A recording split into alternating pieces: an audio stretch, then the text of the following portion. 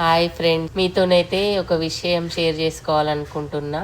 అయితే మా చుట్టాలల్లో మా ఒకళ్ళకి కారు ఉంటుండే.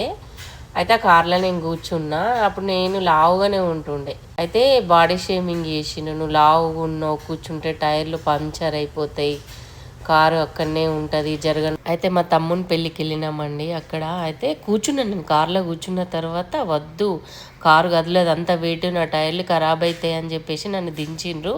సరే అని ఏడ్చుకుంటూ నేను బస్ ఎక్కి వెళ్ళిపోయినా. మా అమ్మ అంటుండే, ఏడవకు, నీకు కూడా మంచి రోజులు వస్తాయి, అంత బాధపడకు అని చెప్పేసి బాగా చెప్తుండే.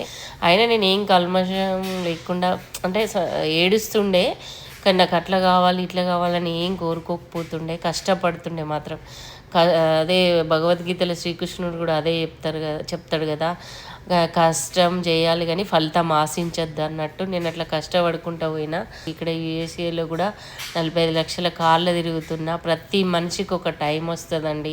భగవద్గీతలో శ్రీకృష్ణుడు అంటాడు కదా, కష్టపడాలి కానీ ఫలితం ఆశించద్దు అని. మనం ఒక మార్గం ఎంచుకొని అదే మార్గంలో నడుస్తున్నప్పుడు చాలా కష్టాలు వస్తాయి, కానీ ఆ కష్టాలకి దేవుడు మనిషి రూపకంగా ఎవరో ఒకరు మనకు సహాయం చేస్తారు, మన గోల్స్ని రీచ్ అయ్యేటట్టుగా చేస్తారు. కష్టపడాలి, తర్వాత దేవుడు అనుగ్రహం కూడా ఉండాలి మనతో పాటు. అప్పుడే మనం అనుకున్న గోల్ రీచ్ అవుతాము. మా అమ్మ కూడా అదే చెప్తుండే. నా జీవితంలో నేను కూడా అదే నేర్చుకున్నా.